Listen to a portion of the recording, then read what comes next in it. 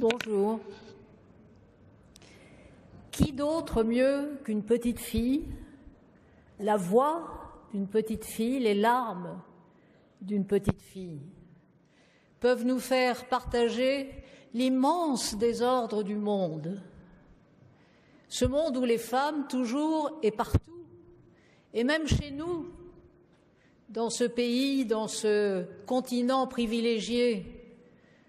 où les femmes ont acquis des droits depuis si longtemps, même chez nous, les femmes sont toujours les premières victimes, les premières exclues, les premières violentées. Mais rien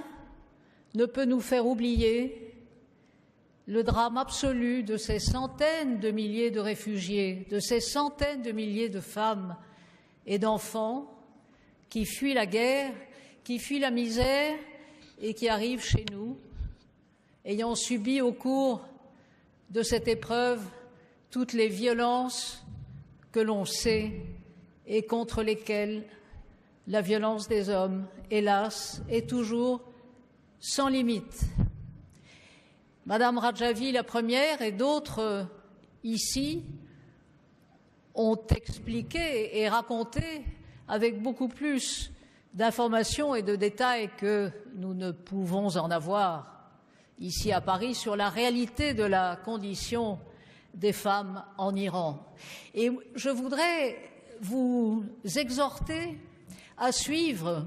ce message merveilleux de cette très grande et toute petite dame qui s'appelle Françoise Héritier et qui nous a dit tout à l'heure dans son message enregistré ces quelques mots clés, je crois, pour toutes les femmes et d'abord pour les femmes opprimées où que ce soit. Il faut agir et c'est ce que fait Myriam Radjavi. Il faut oser le pouvoir, il faut la hardiesse et il faut aussi, non pas le rêve, mais garder le temps du rêve, car c'est par le rêve aussi que l'on trouve la force, l'encouragement, la détermination à agir. Et je suis sûre que cette petite fille qui nous a toutes et tous émus aux larmes